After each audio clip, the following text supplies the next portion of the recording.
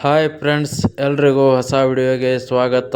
India versus New Zealand T20 ಮೂರನೇ match. ನಮ್ಮ India ಒಂದು ಭರ್ಜರಿ ಗೆಲುವನ್ನೇ ಸಾಧಿಸಿತು. ಗೆದ್ದ ನಂತರ ನಮ್ಮ ಟೀಮ್ನ ಕೋಚ್ ಆಗಿರ್ತಕ್ಕಂಥ ಗೌತಮ್ ಗಂಭೀರ್ ಅವರು ಪ್ರೆಸ್ ಕಾನ್ಫರೆನ್ಸಲ್ಲಿ ಏನೆಲ್ಲ ಹೇಳಿದರು ಸಂಪೂರ್ಣ ಮಾಹಿತಿ ತಿಳ್ಕೊಂಡು ಬರೋಣ. ಅದಕ್ಕಿಂತ ಮುಂಚೆ ನೀವು ಕೂಡ ಒಬ್ಬ ಭಾರತ ಟೀಮ್ನ ಅಭಿಮಾನಿಯಾಗಿದ್ದರೆ ಈಗಲೇ ನಮ್ಮ ಚಾನಲ್ನ ಸಬ್ಸ್ಕ್ರೈಬ್ ಮಾಡ್ಕೊಳ್ಳಿ. ಹಾಗೆ ಪಕ್ಕದಲ್ಲೇ ಇರೋ ಬೆಲ್ ಐಕಾನ್ ಮೇಲೆ ಆಲ್ ಅಂತ ಕ್ಲಿಕ್ ಮಾಡ್ಕೊಳ್ಳಿ. ನಾವು ಯಾವುದೇ ಹೊಸ ವಿಡಿಯೋ ಅಪ್ಲೋಡ್ ಮಾಡಿದರೂ ಮೊದಲು ನಿಮಗೆ ನೋಟಿಫಿಕೇಷನ್ ಬರುತ್ತದೆ. ಮ್ಯಾಚ್ ಗೆದ್ದ ನಂತರ ಗೌತಮ್ ಗಂಭೀರ್ ಅವರು ನಮಗೆ ಟಾಸಲ್ಲೇ ಒಂದು ಮ್ಯಾಟ್ರ್ ಆಯಿತು, ಹಾಗೆ ನಮ್ಮ ಟೀಮ್ ಫುಲ್ ಸ್ಟ್ರಾಂಗ್ ಆಗಿದೆ ಅಂತ ಕೂಡ ಹೇಳಿದ್ದಾರೆ.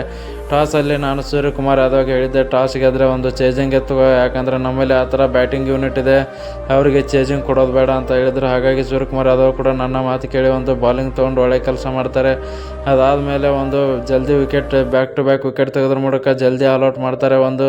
ನ್ಯೂಜಿಲ್ಯಾಂಡ್ ತಂಡನ 154 ರನ್ಗೆ ಕಟ್ಟಿ ಹಾಕ್ತಾರೆ. ಆಮೇಲೆ ನಮ್ಮ ಹುಡುಗರು ಬ್ಯಾಟಿಂಗ್ಗೆ ಇಳಿತಾರೆ. ಬ್ಯಾಟಿಂಗಲ್ಲಿ ಸಂಜು ಸ್ಯಾಮ್ಸನ್ ಅವರು ಕಳೆದ 2-3 ಮ್ಯಾಚಿಂದ ಅವರಿಂದ ಅಷ್ಟೊಂದು ನಿರೀಕ್ಷೆ ಮಾಡಿದಷ್ಟು ರನ್ಸ್ ಬರ್ತಾಯಿಲ್ಲ. ಬಟ್ ಅವರು ಬಿಟ್ಟರೆ ಇಶಾನ್ ಕಿಶನ್ ಅವರು ಆಗಿರ್ಬೋದು, ಅಭಿಷೇಕ್ ಶರ್ಮಾ ಆಗಿರ್ಬೋದು, ಸೂರ್ಯಕುಮಾರ್ ಯಾದವ್ ಅವರು ಆಗಿರ್ಬೋದು, ಹಾರ್ದಿಕ್ ಪಾಂಡ್ಯ ಆಗಿರ್ಬೋದು, ಎಲ್ಲರೂ ಕೂಡ ಬೆಂಕಿ ಬ್ಯಾಟಿಂಗ್ ಆಡ್ತಿದ್ದಾರೆ. ನನಗೆ ಮೊದಲನೇದಾಗಿ ಹಾರ್ದಿಕ್ ಪಾಂಡ್ಯ ಅವರಿಗೆ ಥ್ಯಾಂಕ್ ಯು ಹೇಳ್ಬೇಕಂತ ಅನಿಸಿತ್ತು. ಯಾಕಂದರೆ ಫಸ್ಟ್ ಕ್ಯಾಚ್ ಯಾವ ಥರ ಅನ್ಬಿಲೀವೇಬಲ್ ಕ್ಯಾಚ್ ಅಂತಲೇ ಹೇಳ್ಬೋದು, ಅದನ್ನು ಕೂಡ ಅಭಿಪ್ರಾಯ ವ್ಯಕ್ತಪಡಿಸಿದ್ದಾರೆ.